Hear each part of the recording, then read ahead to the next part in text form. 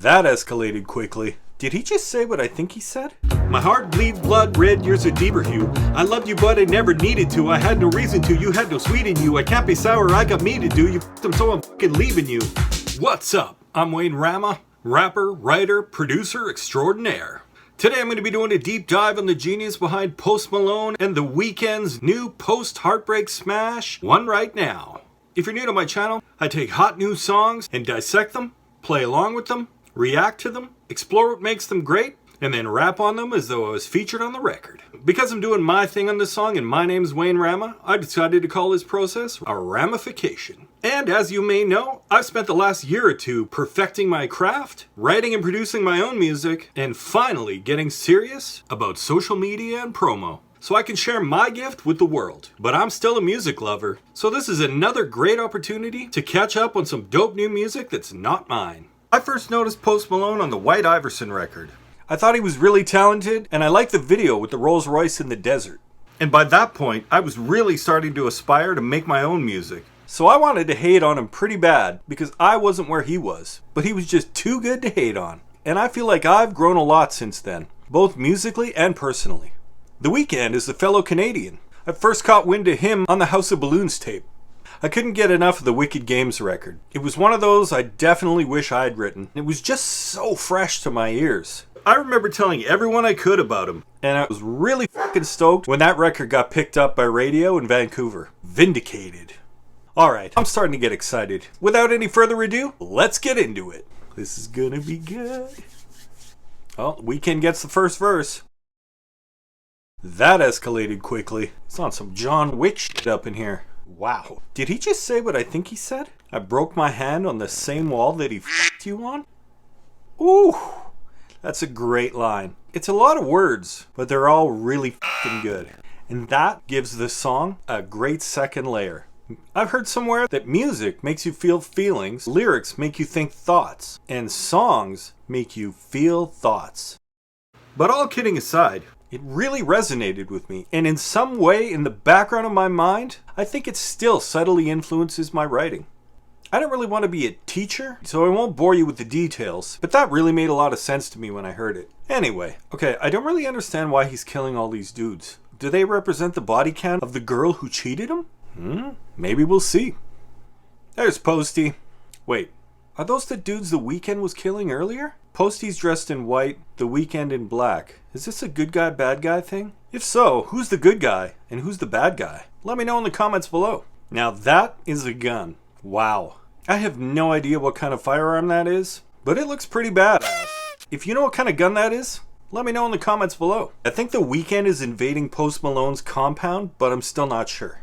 Let's keep watching. Said you want to have my babies. Okay. I feel like every time I hear this from a woman, it's like a harbinger of the end of our relationship. Now, I don't know if I believe in all this synchronicity stuff, but that's a weird one to me. Before, it was the song, If You Want to Be Happy for the Rest of Your Life, Never Make a Pretty Woman Your Wife. I'd hear that song, or even get it stuck in my head, and it'd be a matter of days before I was single. Then it just stopped. But then it was replaced with the having my babies comment. Maybe it's self-fulfilling prophecy, or maybe I'm just freaked out about becoming a dad. I don't know. I've constantly heard how much of an awesome dad I'd be. I don't know. I'm pretty self-involved with my music. It's pretty much all I do these days. Okay, moving on. How many of your friends fit into my roles? Ooh! That is petty. Wow. Posty seems like such a sweetheart too. I don't think I've ever slept with an ex's friend before. Unfortunately, I've f***ed a friend and created an ex. Worst move ever. Perfect way to lose two great females if that's what you're into though. Not recommended, however. Again, keep in mind what I mentioned about growing as a person. You'd probably f*** all my enemies? Ooh. Okay. I think this might be worse than f***ing your friends. Or his friend. Or however that works with whatever context you've got going on. I don't know which one's worse. What do you think? Would you rather your boo f*** your friend or your enemy? What do you think? Let me know in the comments below. Wow. Talk about a shitty choice. Okay, I'm really loving these vocals here. Man, if I could sing like either of these guys, I'd be dangerous. But I've definitely got other talents, and I feel very blessed nonetheless. So this video with Post Malone featuring another popular artist going on a killing spree sounds familiar to me. Where have I seen something like that. Are these guys gonna kill each other? Okay. Wow. The blend of their two voices here is incredible. Ooh, I love that. It's almost like some Linda Blair shit watching this video. When The Weeknd says "you say you love me," but Posty's vocal punches through the mix on the "say you" part, despite his voice being darker than Abel's. That's crazy production and mixing. Who produced this anyways? I'll find out later. Abel's down.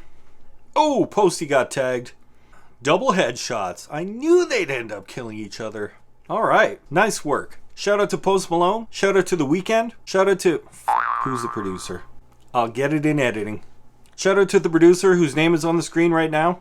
Okay, this is one of those effortless 80s kind of pop anthems. I bet this would sound really dope in the club. So, I checked this song out when it first came out, but it was just a photo with the text on it and the music. To be honest, I was super excited because Silk Sonic put out new music, and it came with the video all ready to go. So I listened to this track quickly, and I did not give it a fair chance because my mind was already set on the Silk Sonic record, and I was preoccupied with something else at the time. Paging Dr. Freud. With something else at the time. To be completely honest, I had expectations about how this record was going to be, and it wasn't an immediate yes for me. Largely because I didn't catch the line about f***ing the guy against the wall. So I missed the whole heartbreak aspect and kind of just took the song as them flexing about how many women they're banging. Not that flexing is an issue for me, it just seems more naturally suited to hip-hop, not to pop. But the betrayal angle gives the record so much more depth. I feel like sometimes I need a few listens, or at least one good listen, before I really get a song. I also tend to not check out the lyrics upon first listen. The feeling of not knowing what's going to be said next and the anticipation that creates makes the whole experience more special for me. I know, I'm so weird with music. Regardless, I should have given this song a fair shake from the start. Because I think these guys are both really talented. So that's a lesson I'll have to learn from. Okay, overall, I thought this was really good. The synth bass line had a fresh yet familiar vibe, the production details were fantastic, and the vocal performance from both artists, as well as the vocal production, were definitely on point. Initially, I felt that the concept of One Right Now could have been a bit punchier. See, lately I've been really obsessed with concepts. Because I'm a monomaniac with an unhealthy obsession for perfection, combined with a burning desire to make simple things artsy and pretentious. Which, if I'm being honest with myself, might have more to do with my ego than I care to admit. Although I just admitted it. Either way, that's my latest kick. Actually, to be really transparent, I'm somewhat concerned that because of my current situation, which I don't want to get into, I feel the need to have tight control over my art because I don't feel like I'm in control over certain aspects of my life at this time. And as a result, I'm extremely happy with my creative output. But I'm less happy with where I am in life. I often use my emotional state as fuel for my creative ideas, and I really hope that hasn't caused me to unconsciously sabotage myself. Okay, I've officially gone full circle with this no weed shit. I'm overanalyzing everything. Which is an issue I've had as long as I can remember. Alright, I'm gonna stop now, because this is getting way too self-indulgent, and I want to keep these Ramification videos nice and light. But at the same time, I want to be open and real. So what I'm gonna do is prepare a little bed and logic and spit some fire for you. But before I do that, this record was expertly produced by Andrew Baluki, Brian Lee, and Lewis Bell. So shout out to Andrew, Brian, and Lewis. Congratulations, you made a great record. Alright. Wayne Rama. I guess it's fair to say it's unfair how I treated you. You never treated me well either, boo. What are we to do? Cooler heads don't prevail in a heated room. If love is blind, lift the veil, what I see in you.